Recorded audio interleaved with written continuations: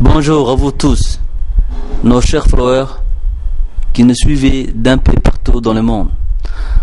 En réponse à la récente interview du président de la République, Ismaël Omar Guelleh, paru dans le magazine Jeune Afrique du 23 mars au 29 mars 2014, magazine qui est par ailleurs très souvent accusé d'offrir aux plus offrants. Le président de l'USN, son Excellence Ahmed Youssouf Hamad, s'exprime au micro de l'USN TV. Selon plusieurs journaux, le président Guelleh est accusé d'avoir payé 800 000 euros à Jeune Afrique, soit 200 millions de nos francs Djibouti, pour obtenir une interview et faire la une. Une somme assez conséquente qui fait tourner la tête à plus d'un Djiboutien et qui aurait pu servir plus d'un millier de ménages djiboutiens. En réponse à cette interview, le président de l'USN a répondu aux questions de notre journaliste de l'USN TV. Monsieur le Président, le chef de l'État, Ismaël Omar Guelleh, a accordé une énième interview au journal Jeune Afrique, publiée dans son édition numéro 2706 du 23 au 29 mars 2014. Quel sentiment cette interview vous inspire-t-elle? Bismillahirrahmanirrahim. Effectivement, je l'ai lu comme tout le monde. Et cette interview sur Jeune Afrique du président n'est pas la première. Et ce journal, qui est en quelque sorte un hebdomadaire africain du nom, appartient à un certain nombre de gens peut-être qui ont de l'intérêt là-dedans et qui en disposent à leur guise. Alors que ici à Djibouti, nous avons pris l'habitude même, le président peut s'exprimer longuement de ce qu'il veut, quand il veut, sur nous, sur le pays, mais les droits de réponse auxquels tout naturellement un journal digne de ce nom devait donner aux gens, à la personne, à la question dont on parle qui concerne tout le monde, n'est pas accordé par ce journal qui n'est pas ordinaire, je dirais. Et ça a été, à ce qu'on voit, ça n'a rien d'irréfléchi, ça a été préparé, ça a été dit, mais ce qu'il a dit, ce sont ses responsabilités. Et nous, tout au plus, on peut répondre aux questions dans un autre journal. Si on avait le droit d'accéder aux médias nationaux, on l'aurait fait tout de suite. Ou le journal, si nous l'avait accordé le droit de réponse, comme on y a droit, on aurait répondu dans ce journal. Mais comme c'est le cas, je peux vous dire que nous avons pris connaissance de ce journal et ce que le président raconte dans ce journal n'a rien de vérité, n'a rien de rassurant. Tout au plus, il nous montre des prétentions sans limite, l'arrogance sans fin, et quand il prétend notamment au sujet, il prend les accents.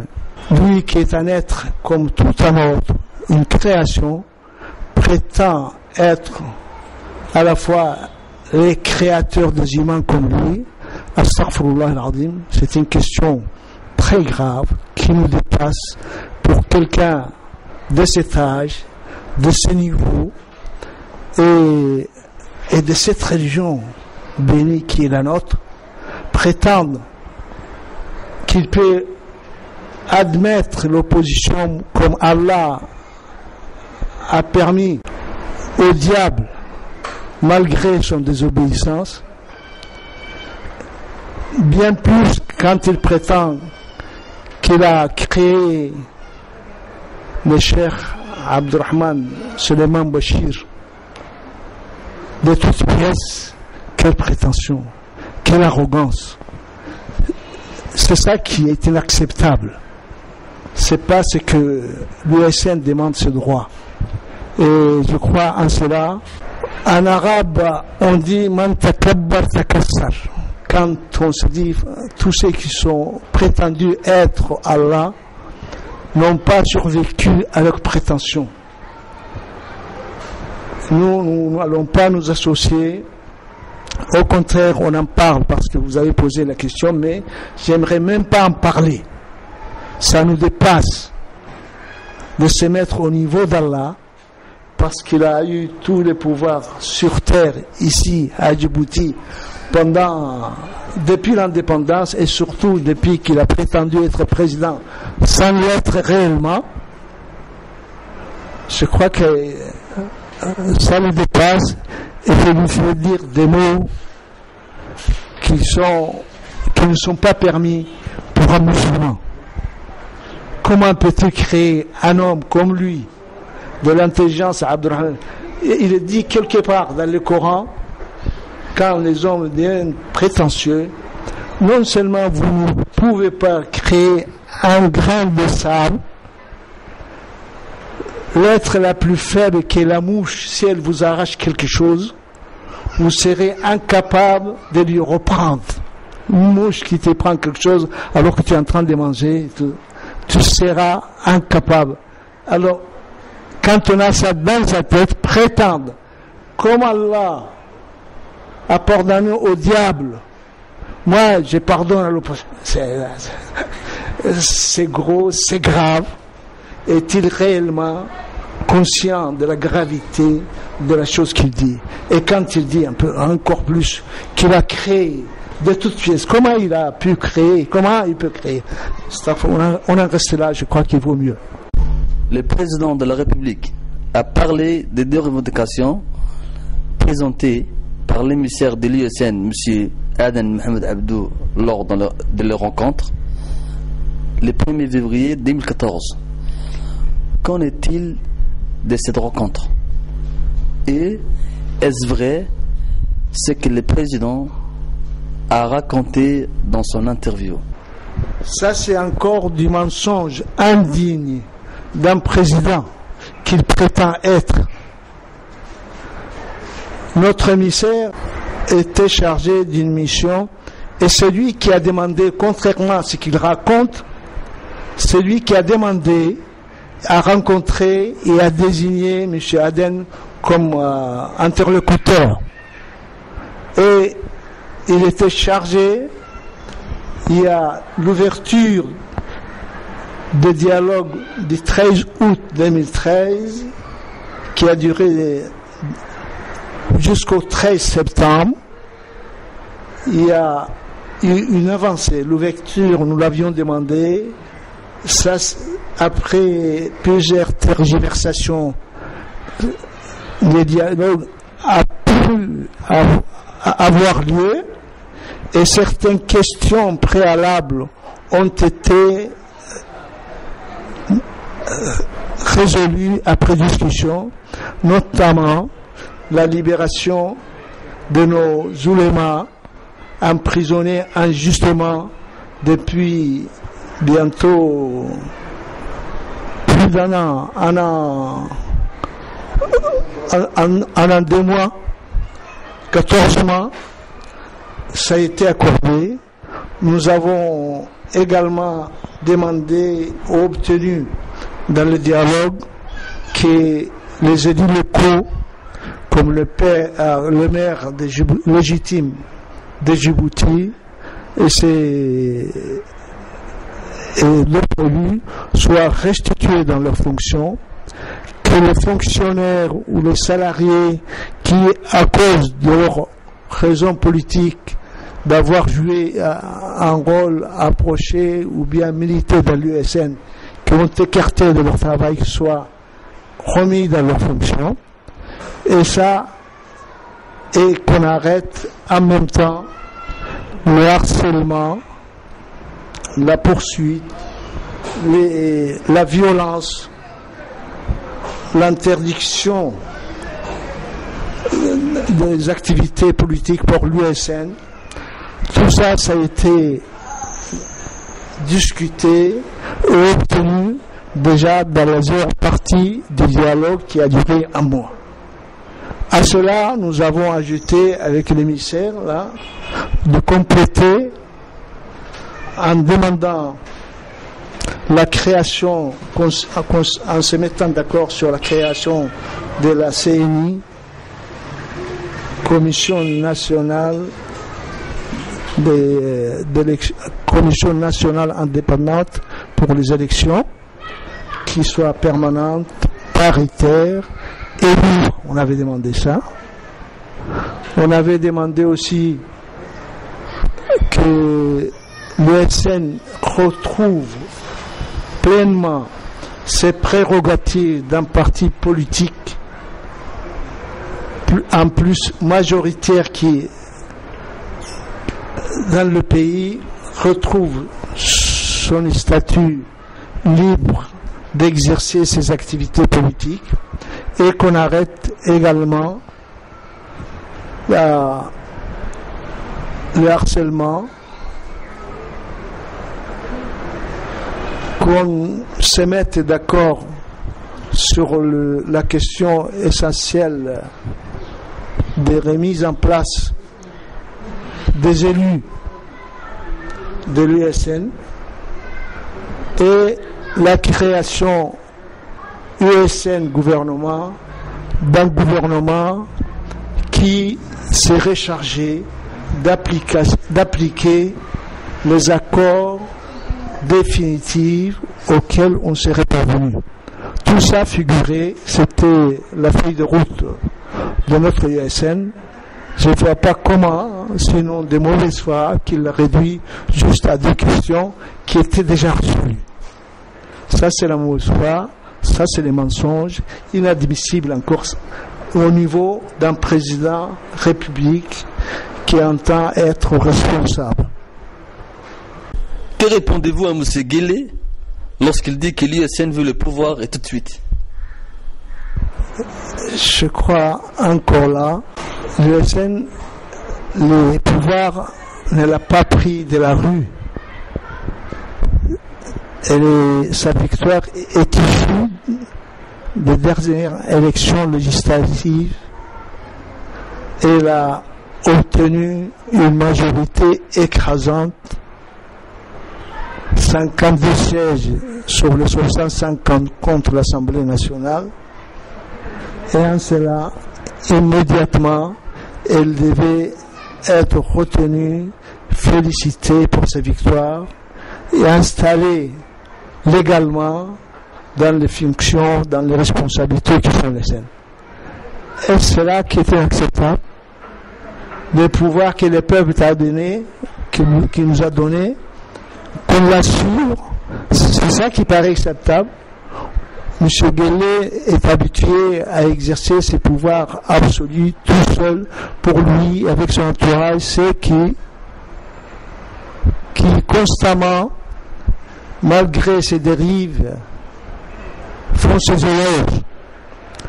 Nous, en tant que responsables et élus du peuple, nous entendons prendre ce qui nous a été accordé par le peuple. Et je crois qu'il n'y a rien d'inacceptable à ça. Il ne veut pas entendre parler de la démocratie, il ne veut pas entendre parler du partage du pouvoir, il ne veut pas entendre de liberté d'exercice de l'action politique. C'est tout ça qui est acceptable pour monsieur. Mais l'USN ne demande, elle est d'abord unitaire, pacifique, malgré toutes les agréations, tous les harcèlements qu'on nous fait, c'est nous qui tenons la paix ici. Nous ne répondons pas aux violences, nous ne répondons pas justement quand on viole nos domiciles à des heures impossibles, qu'on prend nos enfants, nos femmes, et quand on les prend, qu'on les torture, et qu'on les emprisonne abusivement, comme ça a été fait pour le Tchèque, et depuis presque tous les jours, toutes les semaines, quand c'est pas tous les jours. Nous ne répondons pas. L'agression, la violence provient des idées du pouvoir, et ce sont ces soi-disant hommes de sécurité et qui comprennent un uniforme qui agresse constamment, qui nous empêche de tenir des meetings, qui nous empêche de nous déplacer, qui nous provoque et ne répondons pas à ces provocations, je crois que l'USN est vraiment la sagesse personnifiée, les responsables mûrs, les patriotes responsables qui veulent sauver le pays du chaos dans lequel ce pouvoir, cette gouvernance l'a placé. Et je crois que ça, si ce n'est pas si c'est inacceptable pour nous donner, les juridictions l'ont compris et vont l'obtenir, Inch'Allah. Le chef de l'État a pointé du doigt sur certains membres de l'USN. Pour certains, comme les trois ulémas, il prétend qu'ils sont très proches des frères musulmans. Pour Daher Amassara, porte-parole de l'USN, il les qualifie d'intransigeants qui préfèrent l'affrontement. Et que Abdourahmane Mohamed Bouré, ambassadeur itinérant à l'extérieur pour l'USN, est poursuivi pour détournement et abus des biens sociaux. Qu'en dites-vous, Monsieur le Président? En ce qui concerne l'USN tout entière, c'est un tout. Des hommes patriotes, responsables, conscients de la situation catastrophique que nous vivons, conjuguer leurs efforts, se sont mis ensemble pour créer l'USN, même si cela fait mal au pouvoir qui est habitué à gérer, à exister sur le plan politique tout seul. Et cet élan unitaire a débouché, comme tout le monde sait, comme le pouvoir laissé sur la victoire de l'USN, ça a porté ses fruits. Et quand il s'agit de ces composantes, le modèle ou les MRD présidés par M. Daher, ce sont des gens responsables comme tous les membres de l'USN, comme tous les dirigeants de l'USN, comme tous les militants de l'USN, des gens qui pendant des années ont œuvré sur le plan politique, toujours à la recherche de la paix, de l'unité et de la démocratie réelle.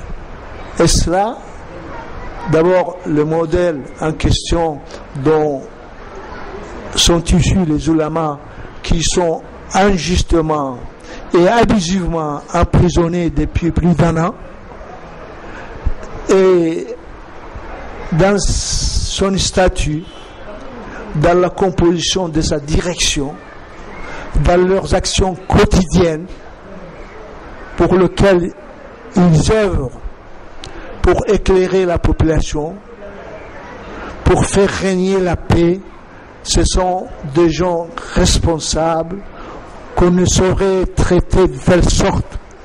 L'USN, d'un bout à l'autre, est composé de gens responsables et qui méritent d'être respectés et que les pouvoirs devaient de la considérer autrement comme il le fait maintenant. Mais si ce n'est pas aujourd'hui, ça se fera demain. Nous avons confiance en l'avenir, puisque dans l'unité, dans la paix que nous recherchons, nous ne voulons que du bien au peuple, au pays et l'avenir, pour construire ensemble un avenir pacifique, démocratique et où les Djiboutiens sortiront de ce marasme, de ce désespoir, de ce soif, de cette faim, alors que ces dirigeants ne savent plus, ils accaparent tout le pouvoir, ils accaparent tout le bien et ils ne veulent même pas qu'on existe. C'est trop, c'est trop. Mais je pense que ça va se terminer. Parce que l'unité du peuple étant, leur conviction étant qu'ils ne peuvent œuvrer qu'ensemble, qu'ils ne peuvent gagner ensemble, et que tous les mal de la gouvernance a fait d'eux les parias, alors qu'ils devaient vivre honnêtement, raisonnablement, dans leur pays et aller de l'avant. Voilà. Monsieur le Président, vous connaissez les 3 éléments détenus arbitrairement depuis 1 an et demi. Monsieur Abdourahmane Souleymane Bachir, Abdourahmane Brachat God et Guirem Medel Gili. Pensez-vous qu'il s'agit de dangereuses personnes qui appellent à la violence, au secret et au mensonge?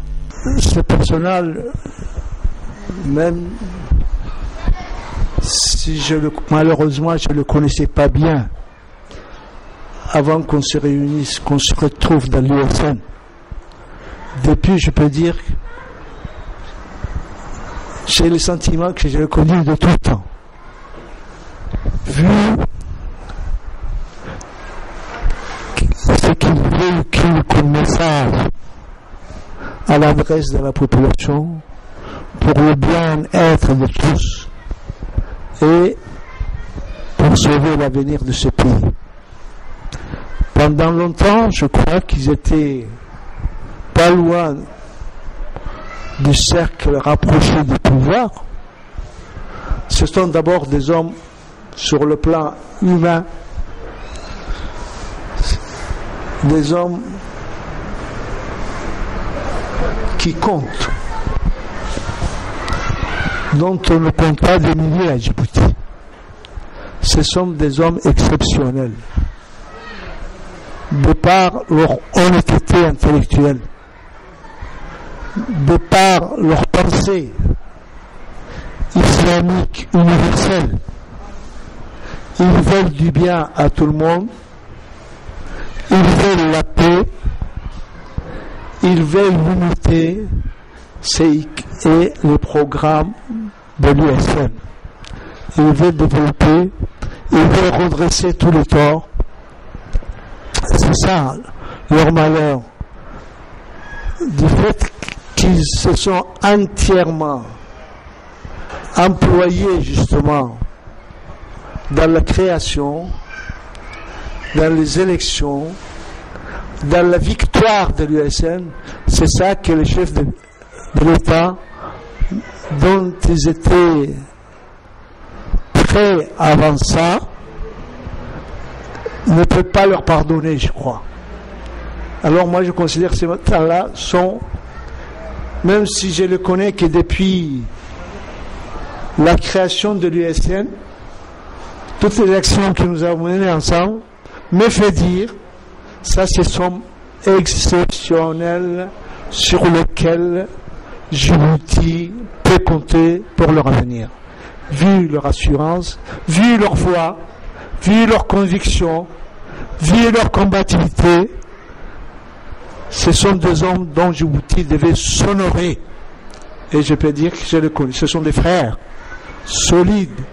Et que Djibouti maintenant, pour qui elle prie tous les vendredis quand on va à la mosquée, c'était les mosquées, ils donnaient leur hadith des fraternités et des messages universels pour que la population djiboutite vive et vive bien.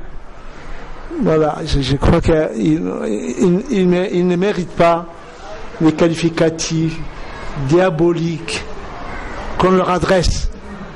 On peut se demander où sont ceux qui parlent ainsi des recommandations de la religion, de la foi en Allah.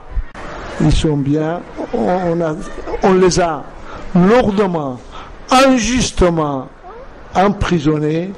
On espère que bientôt ils seront libres et avec nous continueront le combat comme ils l'ont commencé. M. Ismaël Omar Guelleh affirme que les militants ISN manifestent avec violence dans la rue les vendredis et caillassent les voitures qui passent sur la route. Et il ajoute aussi que ces manifestations connaissent de moins en moins de succès. Est-ce conforme à la réalité? D'abord, c'est le mensonge. On peut déverser, mais il ne laisse pas de traces. Vouloir avoir choisi pour gouverner la division ethnique, le tribalisme, l'accaparement de toutes les ressources du pays et vouloir cacher tout ça dans les mensonges qu'on déverse sans retenue. Je pense que ça fait son temps, mais la sortie des jeunes à la mosquée, on ne peut que s'en féliciter. Ceux qui font et vont régulièrement à la mosquée pour prier, d'abord ils sont de bonne composition. Ça prouve qu'ils n'ont pas le diable dans le corps. Et si tout le monde, comme il est recommandé, comme on nous recommande dans notre religion, faisait régulièrement ces 5 prières à la mosquée, on n'en serait pas là.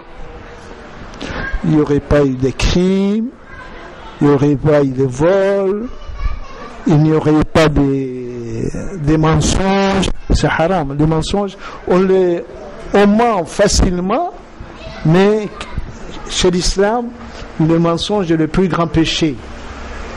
Donc tous les péchés découlent quand un gouvernement, des responsables, ça c'est du mensonge. J'en reviens pour dire que c'est pas vrai, les gens qui vont à la mosquée, c'est pas qu'on les provoque.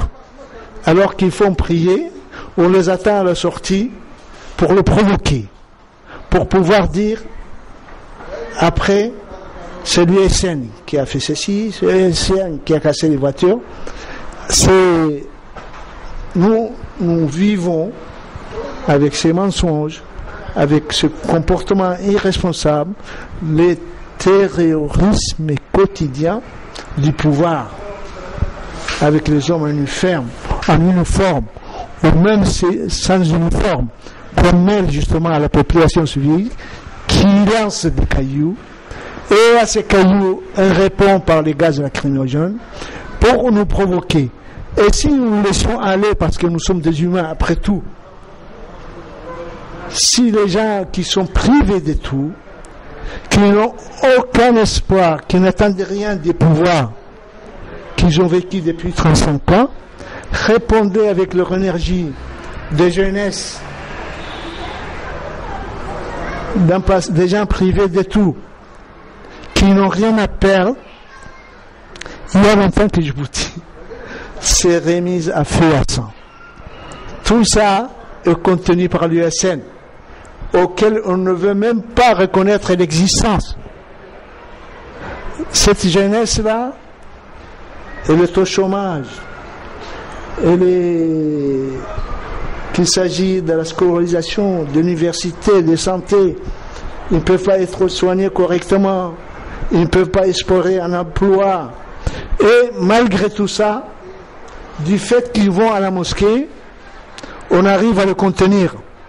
Et la police, les gendarmes, quotidiennement les provoquent, en le prenant le matin, de bonne heure, à 4 heures, dans leur domicile, violation de domicile, en les prenant, en les torturant, en les jetant dans les lieux non connus. Non seulement eux, mais quand on ne trouve pas leurs parents, leur mère, leur père. Avec ça, les Djiboutiens, la jeunesse djiboutienne, grâce à la responsabilité, à l'esprit de responsabilité de l'USN, on tient encore. Mais jusqu'à quand? Alors qu'on cesse de nous traiter de que nous ne sommes pas, et de cracher sur les bienfaits que nous faisons. Et je crois il faut revenir à la réalité. Les Djiboutiens sont responsables, sont matures, et ils veulent dans l'unité, la paix et la démocratie. C'est ça qui revient constamment. Voilà. Et à tout le reste, c'est du mensonge qu'on a l'habitude de déverser, dont on a fait un moyen de gouvernement depuis 35 ans. À propos de la répression et des atteintes aux droits de l'homme à Djibouti, le rapport du département d'État américain 2013 a dit retenir votre attention. C'est sûr. Maintenant, c'est notoire. C'est notoire.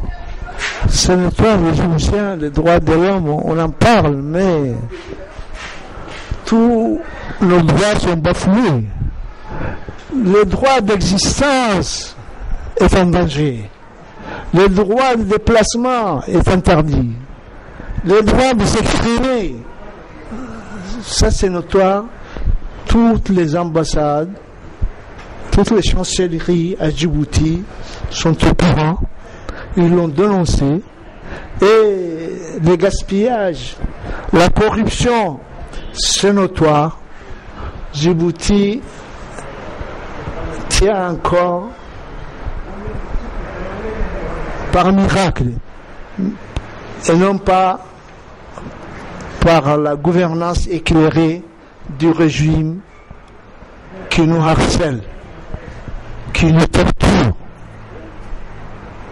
Mais nous sommes en tournant de l'histoire, comme je l'avais dit, avec notre jeunesse qui compose plus de la moitié de la population, qui a l'esprit unitaire, qui a l'énergie nécessaire et consciente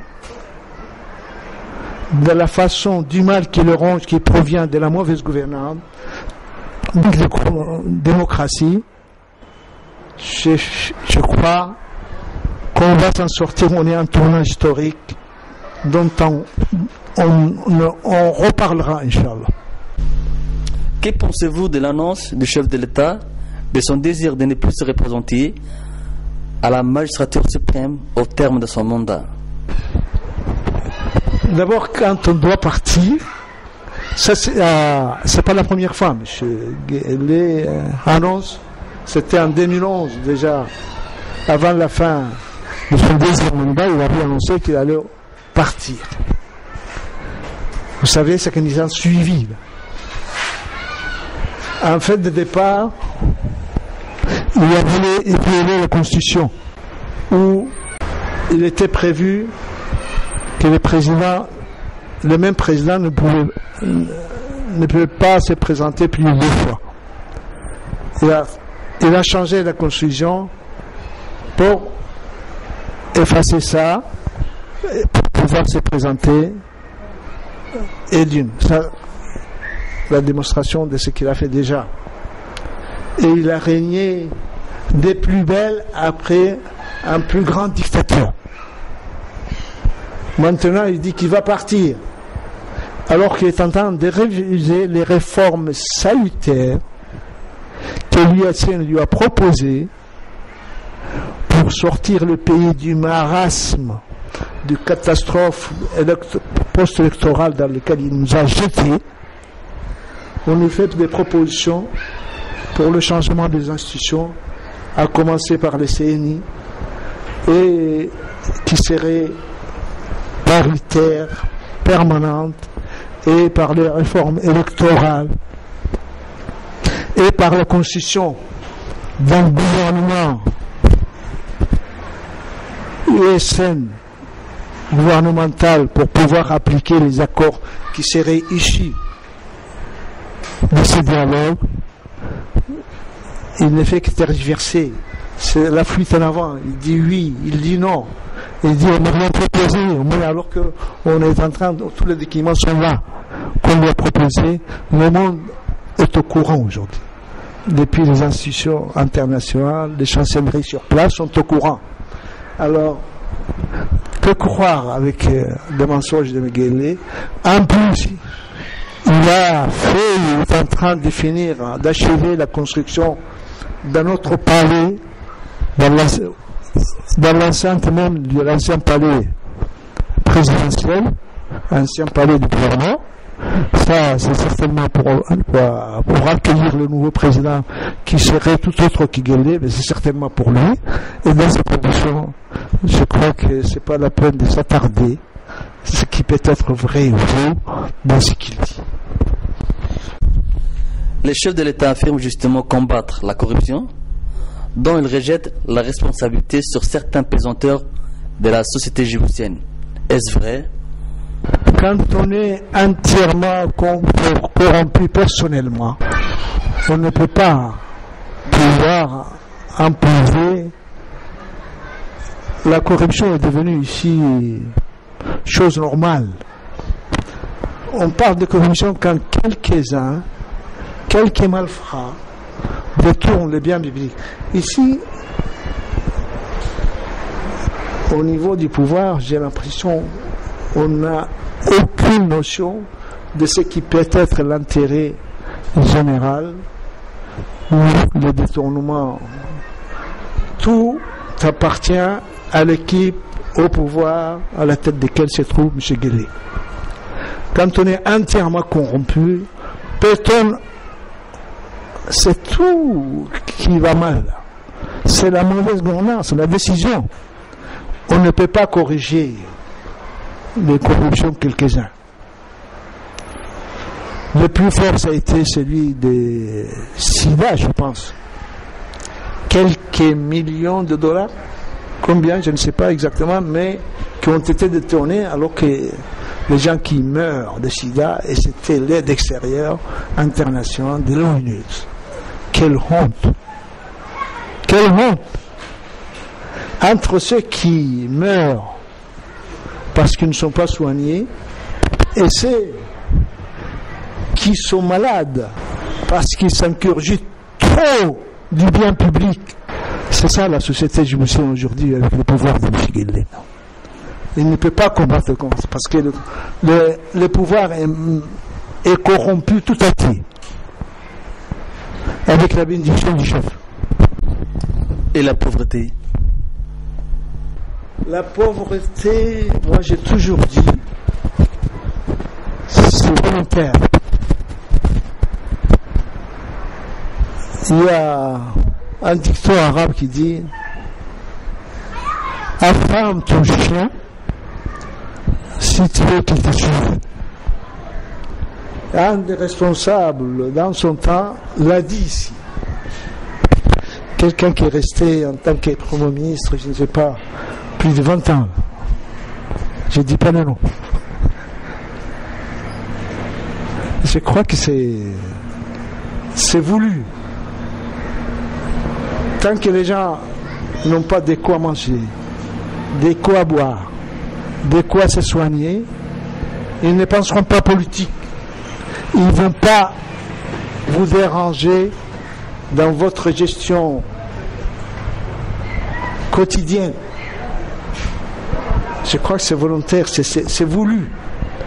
Ça ne tombe pas du ciel. Djibouti a tous les moyens pour faire vivre sa population qui est moins qu'1 million, pour qu'il vive normalement, pour qu'il trouve à boire, à manger régulièrement et adéquat. Mais on ne veut pas. On veut la maintenir dans les besoins permanents de première nécessité pour qu'ils tendent la main, pour que la pression soit là. Si vous faites ça, on n'aurait pas de travail. Si vous ne suivez pas, si vous ne nous approuvez pas, approuvez notre gestion catastrophique, vous n'aurez rien. Comme quelqu'un qui se prétend responsable aurait dit un jour dans une réunion qu'il croyait être seul, si vous êtes non seulement de l'USN, mais si vous avez un proche parent parmi les militants ou les sympathisants de l'USN, ne venez pas nous demander du travail. Voilà les critères de sélection. Alors dans ces conditions, les gens qui ont cette mentalité-là, la pauvreté, ils l'ont cultivée. Non seulement ils n'ont pas voulu la combattre, ils l'ont cultivée. Et on va s'en sortir, Inch'Allah. Pensez-vous justement que les loyers que versent les bases militaires occidentales stationnées à Djibouti sont utilisés à bon escient? Rien. Ça, c'est le plus gros convoi qu'on dit, dont on connaît les montants. Mais toutes les recettes de l'État, tous les impôts, tous les revenus du port, tous les revenus de l'aéroport, où vont-ils? je crois qu'il y a un budget, normalement, soit discuté ou pas à l'Assemblée. Et les montants, je pense, moi, depuis longtemps, j'ai entendu parler des 90 millions de dollars, 90 milliards de francs Djibouti, plus de 100 milliards. Sur ces 100 milliards, 120 milliards, le salaire des fonctionnaires se monte, je m'attendais à 22, à peu près à 22 milliards. Le reste, ça l'opacité totale. Où ça va? Le trésor n'est plus à sa place. Hein? La gestion n'est plus ce qu'elle était. Et dans ces conditions, non seulement les loyers des bases, qui seraient largement suffisantes, là, qui dépassent de loin les 22 millions de salaires des fonctionnaires. Non, je pense que c'est comme tout le reste. Comme je disais, ils ont accaparé tous les revenus, tous les pouvoirs, et maintenant écrasent toute la population de la façon qu'ils peuvent. Nous vivons le terrorisme d'État dans le dénuement et dans le harcèlement, dans l'emprisonnement, dans la violence quotidienne. C'est ça Djibouti aujourd'hui. Voilà. Monsieur le Président, un mot pour clore notre interview. Je peux dire que j'ai rien à dire parce que le pouvoir tel qu'il est, pour moi, il est à la fois sourd et muet. Il ne respecte rien des engagements qu'ils prennent. Et les mensonges, comme je disais, comme le tournant de fonds, c'est leur monnaie quotidienne du gouvernement. Mais je peux dire à M. Bébé qu'on le veuille ou non, on est à un tournant de l'histoire djiboutienne. Djibouti s'en sortira, Inch'Allah, grâce à l'action, à la bonne volonté, à la sagesse, à l'unité des responsables de l'USN,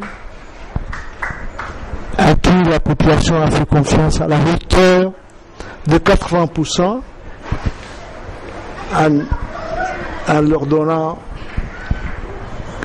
80% des élus, 52% de l'Assemblée. Ils ont tout essayé pour que l'USN soit affaibli, soit divisé, soit terrorisé. Elle est à 80% composée de la jeunesse. Sa conviction est solide. Son unité est sûre. Ce sont des patriotes qui aiment leur pays, qui évitent de faire le pire et qui savent qu'ils ont raison, ils ont leurs droits. De par la nature, ils sont natifs du pays, leur pays leur appartient tout autant au loin que ceux qui prétendent nous gouverner tel qu'ils le font, et pensent redresser la situation. Et avant toute chose, nous avons demandé le dialogue qui jusqu'ici n'a pas abouti. Nous disons, n'oubliez pas que tout a une fin.